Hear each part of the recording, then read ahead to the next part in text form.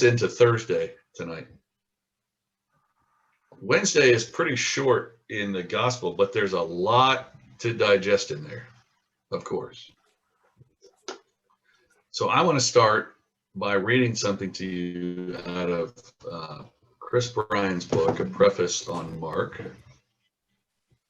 And this is going into the end of the Tuesday night part, which they call, which is known as the Farewell Discourse. Jesus is. So these are Chris's words. So this would start at chapter 12, verse 38 through 13:37. That's the Farewell Discourse.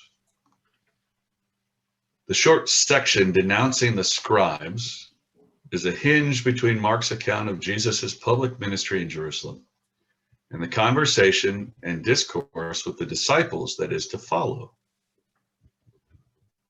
Criticism of establishment religiosity confirms the main themes of the former, while specific message, unquote, prepares us for the scene with which the latter will begin.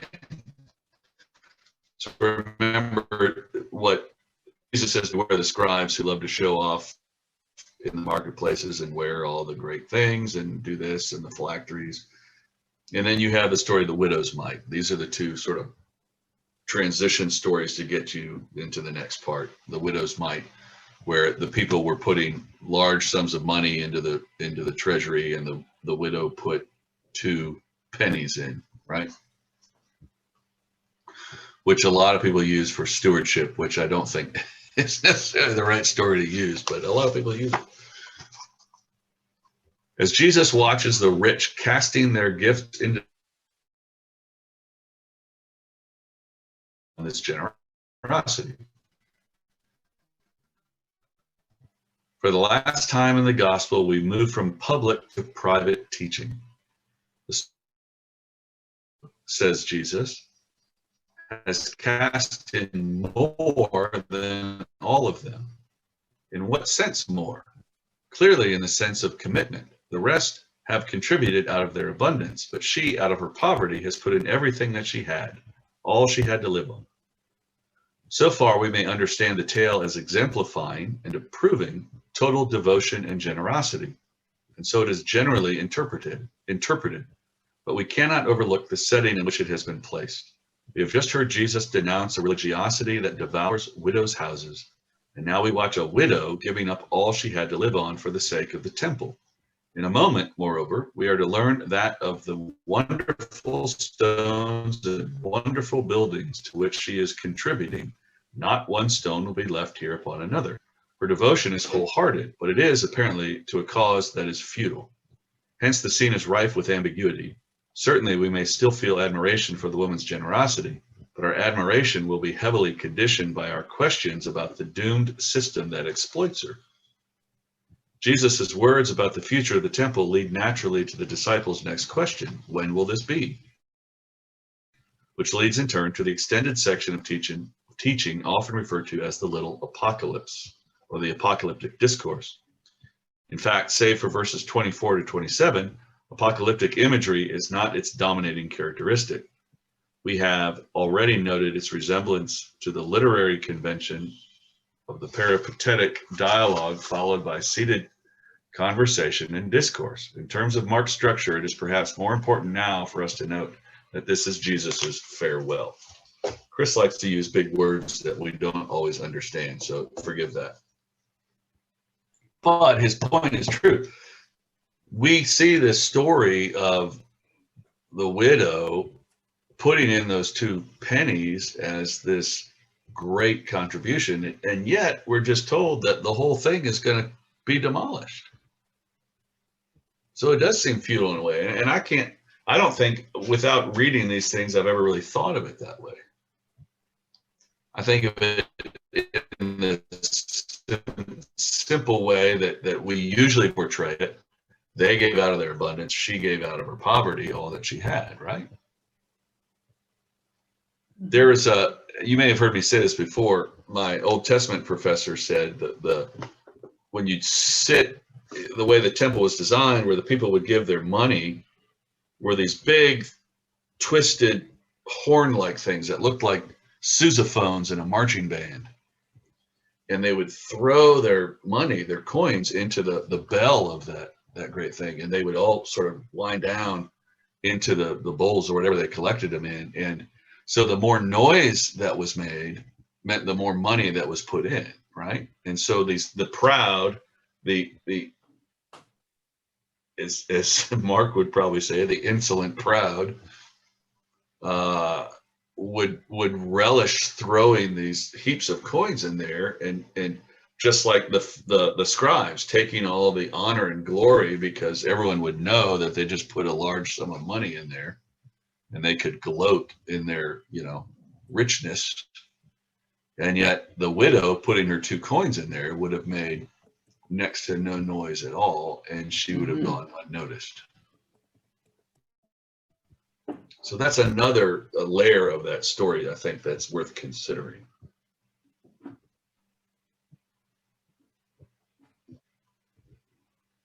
Any thoughts on that before I move on? So then the story moves outside the temple. We hear Jesus tell of the destruction of the temple, like we just talked about.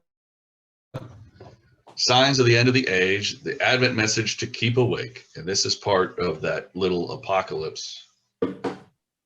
Jesus and his disciples shift from the temple to the Mount of Olives, most likely on their way back to Bethany for the night.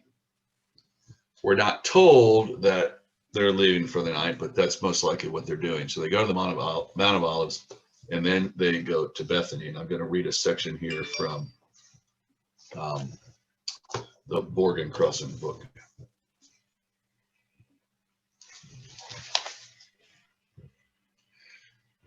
At the center of the little apocalypse is an event described as the desolating sacrilege set up where it ought not to be, followed by an aside to the reader that only such remark in Mark, let the reader understand.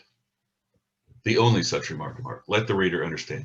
The description makes use of language from an earlier Jewish apocalypse, the second half of the book of Daniel, where it refers to the seizure and desecration of the temple by the Gentile emperor Antiochus Epiphanes 2 centuries earlier. Chapter 13, which is the little apocalypse, is all of chapter 13. Chapter 13 uses this language to speak of an event in Mark's own time, namely the conquest and destruction of Jerusalem and the temple by Rome in the year 70. At the climax of their conquest, Roman troops offered a sacrifice to the Roman emperor in the temple. From this, it follows that the warnings in the chapter of wars and rumors of wars, nation rising against nation and kingdom against kingdom, false messiahs and false prophets, persecution and suffering, are associated with the war that led to the destruction of Jerusalem and the temple. The war began in the year 66 when the greatest of the Jewish revolts against Roman rule broke out. The Jewish freedom fighters were successful for a while. Jerusalem, the center of local collaboration, had now become the center of violent resistance to Rome. It took Rome 4 years to reconquer Jerusalem, and another 3 or 4 years to eliminate the last of Jewish resistance at Masada. The whole period was a time of great suffering for Jews, including Jewish Christians. In areas of the Jewish homeland and nearby countries with significant Jewish populations, Gentiles persecuted and sometimes massacred Jews. Factional strife among Jewish rebel groups added to the carnage. So, something to consider, that when Mark's readers and listeners are hearing this, Rome has probably already taken Jerusalem, right? Which in one way is interesting to me when you look at John's gospel, and the reason John's gospel seems to be so different, even in this story, the story of Holy Week, is that John doesn't come out till about 95 AD, 25 years after the destruction of the temple. So it's written for a completely different audience from a completely different point of view. where Mark, Matthew, and Luke all tend to be somewhat closer together. Mark on the earliest side, but so it's understandable that John's is set apart a little bit. He also had some room to digest what the other people had written and then come out with what he wanted. You all are very quiet tonight. It has me worried. We want to get to Thursday, and you want to get to Thursday, and you backed the bus over yourself in the early meeting, and it was our fault, not yours. Well, before we get to Thursday, we need to talk about something. So on Wednesday we get another mark and frame, and I can skip some detail here, but so remember we had the frame early on Monday and Tuesday with the fig tree. Mm-hmm. Jesus cursed the fig tree, then he goes in, has the action he does in the temple, leaves, comes back Tuesday morning, they see the fig tree again, and it has withered, right? Mm-hmm. So that frame is the fig tree, and then what happens in between. The interesting about that is it's parallel. It's a parallel frame in that it shows the destruction of the symbolic destruction of the fig tree for not producing fruit, parallels with the symbolic destruction of the temple for not producing justice. But so now we enter into Wednesday, and we're told as it begins, it was 2 days before the Passover. Isn't that what it says? Yeah, it was 2 days before the Passover and the festival of unleavened bread. So we know in the week that's Wednesday. So now we get another mark and frame to start Wednesday. But the difference here is that the two subjects are in opposition and contrast to one another. So we go into this one and we get, if you remember when we talked about the frames before, there's A1, then B, and then A2. So A1 is the need for a traitor. B is the unknown woman.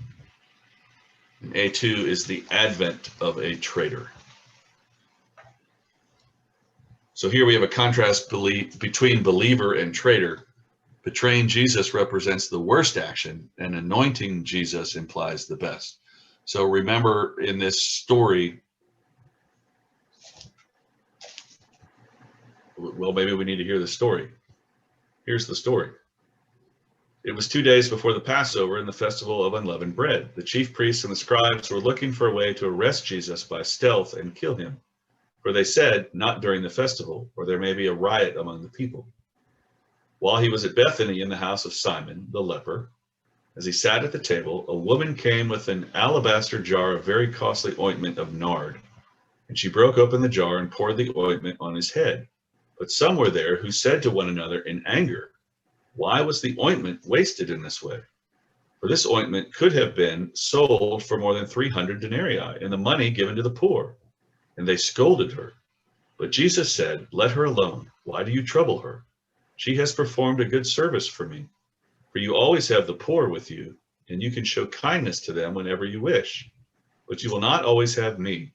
She has done what she could. She has anointed my body beforehand for its burial. Truly, I tell you, wherever the good news is proclaimed in the whole world, what she has done will be told in remembrance of her. Then Judas Iscariot, who was one of the 12, went to the chief priests in order to betray him to them. When they heard it, they were greatly pleased and promised to give him money. So he began to look for an opportunity to betray him. So that's the story. The need for a traitor, the unknown woman, and then the advent of a traitor. The crowds are the things we need to remember here. The crowds are the ones who sort of are running the ship throughout this part of Mark, aren't they? We kept hearing through Sunday, Monday, and Tuesday, the crowds were supporting Jesus. The Pharisees, the chief priests, the scribes, the elders challenged Jesus and want to seize him, but they don't because they're afraid of the crowds, right? So the crowds seem to be the thing that keep Jesus safe. So the chief priests and the scribes and the elders basically give up, don't they? They can't do anything because of the crowds, but what they can do is if they can find someone who can tell them where Jesus might be away from the crowds, then we can get him. That's the idea, right? So that sets up the need for a traitor. Then you have the story of the woman who comes in, the unknown woman who comes in and anoints Jesus. Remember, you have to contrast this with a similar story we hear in another gospel. I believe it's John's gospel. It is. Where the woman comes in and anoints Jesus's feet, washes his feet. It is John's gospel because it's a prelude to Jesus washing the feet. With her tears. Washes the feet with her tears, dries them with her hair. But she also has the costly ointment with her, right? Which is the anointing ointment. Here it's an unknown woman. Some will say it could be Mary Magdalene. Some will say it could be Mary of Bethany. But we simply don't know in this case. Well, in right? Luke, it is Mary. Right, it is. Some name her. Here, Mark doesn't name her. Because for Mark, that's not the important part. The important part is what she did. And it's sandwiched between these two things having to do with a traitor, right? So she comes in and does that. The other interesting thing is we're told in Mark's gospel, the disciples all grumble. Why was not this ointment sold for money and given to the poor? In other gospels, it's Judas specifically who asks that question, isn't it? Because Judas was the keeper of the purse. What you need to understand about Mark is Mark doesn't have that vendetta against Judas that some of the others do. And I'm going to get to that in a minute. So we need to find a traitor. That's where Judas comes into the picture. And remember what Mark says here. Well, let me ask you this question. If someone asked you, why did Judas do it? What would you say? Well, I would say that was his story. That was the character he was given. He was written to be. I think that historically, that's the way he was written. Now, of Judas, not with Judas's motive for betraying Jesus. Because Mark will say over and over, Judas, one of the 12. But then Judas, one of the 12. He wants to identify him as a disciple, and yet there's this other side of him that does this thing for whatever he does it. Mark's not concerned about the motive. It's just, as Rick was saying, it's just fulfills the story, right? It's the way the story was written. It's what it was supposed to do. You know, my kids would now call that a plot convenience. That you needed to have somebody that betrayed. But the bigger thing here to see within that Judas story in Mark is the whole story of failed discipleship. Mm-hmm. That's what Mark's really trying to bring out. Failed discipleship across the board. Because we have the disciples continuously falling down in Mark's gospel. And it's what that sets up is this other frame that Mark does that goes back even further in the chapters. And it's this idea of Jesus predicting his passion and what will happen. And so you have a frame of Jesus's prediction, the disciples react, and Jesus responds. And that happens 3 times. Mm-hmm. Jesus gives his first prediction of the passion. Peter reacts and says it can't happen. And Jesus responds and says, get behind me, Satan, right? Second time, he predicts it. Then the disciples are arguing on the road.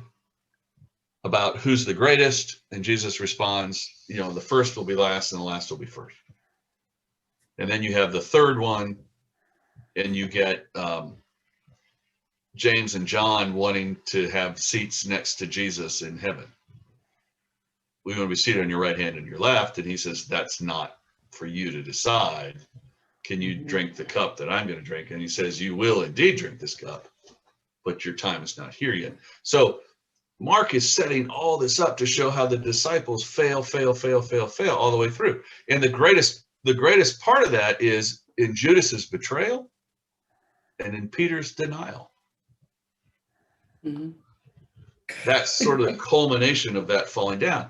And then that story of the woman suddenly makes more sense because she's doing the very thing the disciples can't do. She's being the disciple. Mm-hmm. She's being the follower of Christ. She's doing the things that she should be doing. And Borg and Crossan go so far as to call her the first disciple or the first Christian, because she actually does the action that the disciples aren't able to do at that point because they keep failing over and over again. Do you kind of think that part of what he's going for is hope for the rest of us, and that we weren't part of that 12, but we could still be as, I don't know if the word is noble, but apostle-like as she is? That's absolutely what he's going for. I believe that to my core. And Borg and Crossan will say this. They say that the Last Supper becomes really the first supper of the future. And it is something for the readers of Mark, the listeners of Mark, to understand. We need to be better because we live in a time where we already know what happened. Yeah. So that to us is the first supper that calls us to then be the disciples we're supposed to be. Yes, for sure. So we step into not the place of the people who have fallen down, but we have the hope. Right. But ultimately, those who have fallen down do Stand up. back up. Yeah. Right. Yes, Jeff. I want to say, I'm just playing with this idea that the stranger woman steps in just at the moment that Judas steps out, and Judas steps out because of his failure of his faith. She is there because she believes. He walks away at that moment, and because he does not believe, because I believe that maybe he's got a problem with, he just does not believe that Jesus is the Messiah. Right. But he has just enough belief that it is as Jesus taught us not to tempt God, but now, so he believes just enough to fulfill what Jesus has been preaching, that he will be betrayed. And so Judas plays that role, as Rick was just saying. He's playing that role. I'm going to step in, I'm going to do this. Let's just see what will happen. Mm-hmm. Hoping that he's wrong. Maybe hoping that Jesus does indeed carry the day and fulfill the Messiah role. But he just couldn't bring himself to believe it. I think it's interesting that it's juxtaposed against the woman who there's no reason for her to believe, but she does. And she gives up, it reminds me of that reading from John where he who hates his life will save it. She hates her life, not in the hate way that we were talking about, but in the hate way, as in she has no care for the earthly, the costly oil, her pride. She sets that all aside for Jesus. Yeah, and they comment that she believed from the word of Jesus before any discovery of an empty tomb. So yeah, she's there because she believes. Yeah. One thing I do want to point out that I found interesting in the book, when Mark will make the comment in the gospel that Jesus gave his life as a ransom for many, right? And they point out that let me see my notes here. For Mark, it's all about participation with Jesus and not substitution by Jesus. By Mark saying Jesus' life was given as a ransom for many has to do with the Greek meaning of the word ransom. The Greek word lutron means a payment to an owner for a slave's freedom. So Jesus is making that payment to free all of humanity, right? So it's not a substitution, as we'll say, substitution atonement or something, or substitution theory or that sort of thing. It's Mark's all about our participation with Jesus, how we're a part of that too. But Jesus does pay for us to be saved. So let's move on to Thursday with what little time we have.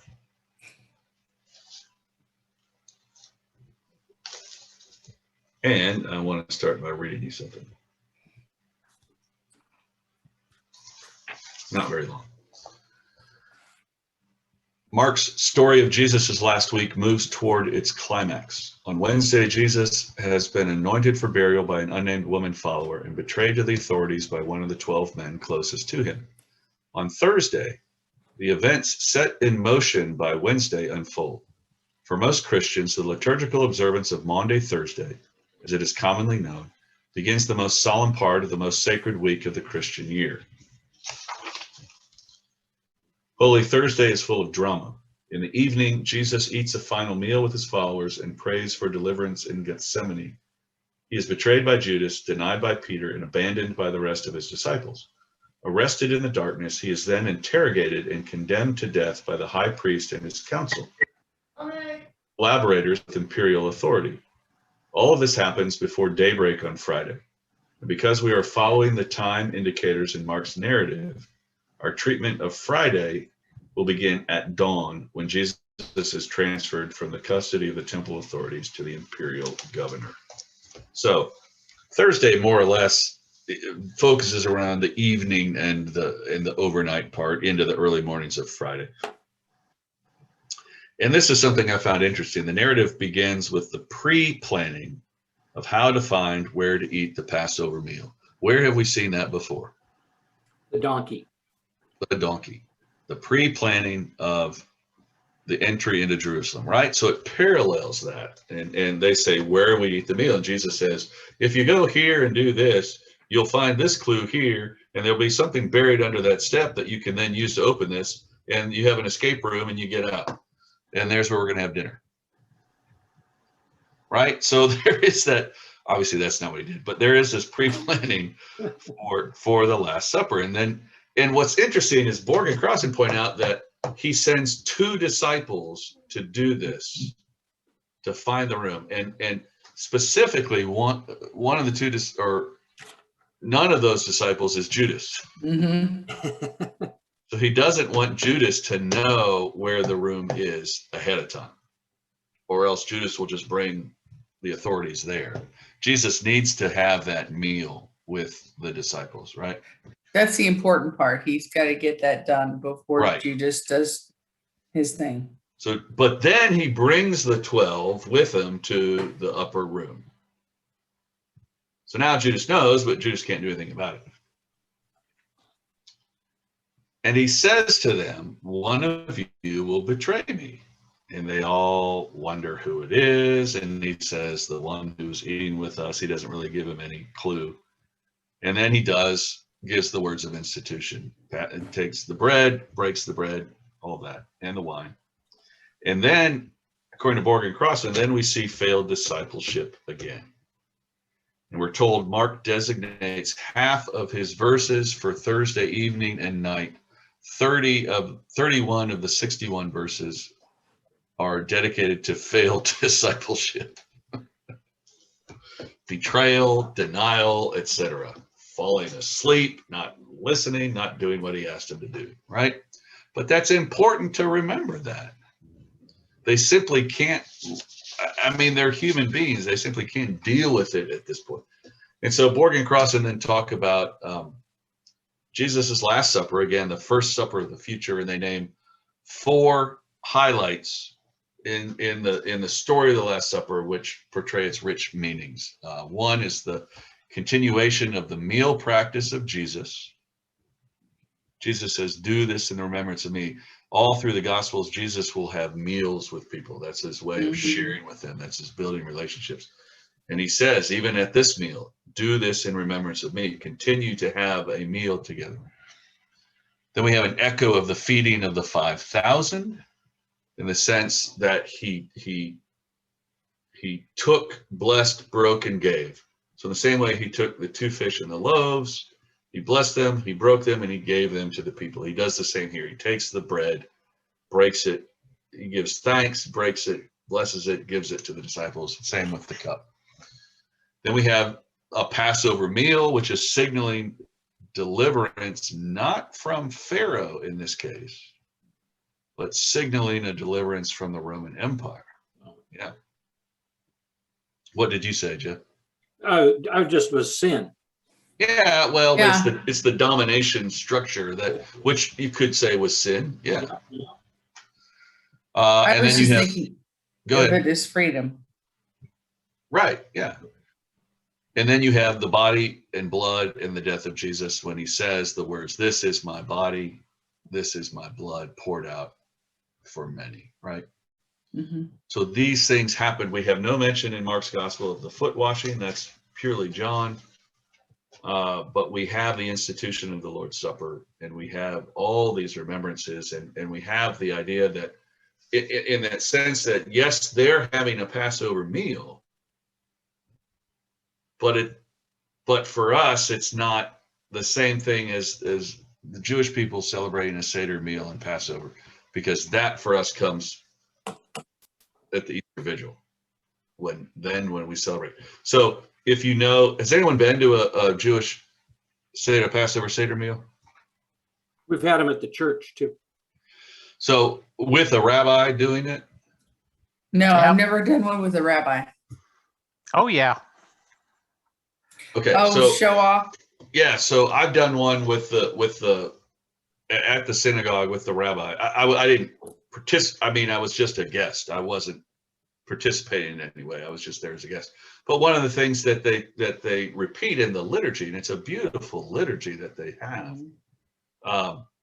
This is the night. This is the night that this happened. This is the night. And of course, in the Exodus story, it is the night where they put the blood on the lentils and the doorposts, and the angel of death passes over them.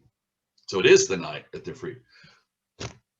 Go to our service at the Easter Vigil, and we recite or sing the Exultet at the beginning when we light the new flame and we light the Paschal candle, and somebody either says or sings the Exultet. We repeat over and over and over, this is the night. This is the night that Christ passed from death into life, right? Redeemed the sin of Adam. Did this. So we have to get away from this idea that Maundy Thursday is not Passover, even though in the Gospels, Jesus is celebrating the Passover meal, yes. But in our service of Maundy Thursday, we're not commemorating that. We're commemorating the institution of the Lord's Supper. We're commemorating Jesus giving the new commandment in John's Gospel and washing the disciples' feet, that you should love one another as you love me. Then in the vigil, we say, now is the Passover, right? Pascha. When we go to Easter. So it is 7:56. We've just finished the meal, and now we sing the hymn, and that would have been whatever they would have sung in the Passover meal, and they process themselves over to the Garden of Gethsemane, on the Mount of Olives, and then over to the Garden of Gethsemane. And then remember what happens. Jesus only takes 3 with him: Peter, James, and John, the inner circle. I say inner because the inner circle would have Andrew in it too, but then the inner circle just has the 3. And he goes and he says, remember, he says, sit here while I go over and pray. And they fall asleep. Which is very human, isn't it? They just had a meal. They just ate lamb, He just washed their feet. They're relaxed. washed their feet. Well, yeah. And presumably they ate lamb. Presumably they ate the Passover meal. Although when I went to this Passover, we didn't have lamb. We did the rubrics are very clear about the bitter herbs and Mhm. all of that stuff, and the particular kind of way you had to have the kosher wine and blah blah blah. But then they served like prime rib. Wow. Nice temple. The one I was Yeah. at had lamb, but by the time you got through all of that, you were beat. That and gefilte fish. We had gefilte fish at some course. It's like lutefisk. Yeah. And then there was extra that you could buy if you wanted to on your way out. And I was like, no, thank you. I've had my fill. So, so they presumably just ate this big meal, Mhm. and now they're going out. And he says, "Sit here." So you can understand that they might be sleepy. Come on, Andy. Well, and honestly, Oh, if it's kind of like, depending on the real time of the year, when we were in parts of China, which are closer than here, it was warmer than it is here. And so, it was, I can see where they're like, I'm just, You guys are giving them too much credit. Oh, now you're going to bring daylight savings time into it. no, it's not daylight. I was going to bring savings daylight time. savings time. It must have been that time in March when the time changed. No, I'm serious. It's like when we went from Beijing to the Boise province to Guangzhou. When you got to Guangzhou, man, it was like short weather. Not for the Chinese, but for the Americans and stuff. And I remember eating and thinking, dang, I'm just, because the heat change was enough. But okay, Jeff, I'm kind and loving, and well, you're you. But Mark's point here, Mark's point here again is failed discipleship. Yeah. They go, but they can't stand up with Jesus. And Jesus says, "Let me go pray," and you stay awake, and they can't do it. What was the stat again, Andy? 31 of 60 Yes. verses are devoted to. Like 31 of 61 What? verses are devoted to failed discipleship. Yeah. Yeah, Write that one down. yeah. Yeah. Sorry, I'm in class. And so Jesus prays, they fall asleep, and then the next thing we know is Judas comes and betrays them with the kiss. And that's where we'll pick up. So we made it to Thursday. We're about to get into the trial. I will taste it in a minute, Max. So I think we have to go back to the room now. Yeah, I've got a form in front of me. I've never seen this before.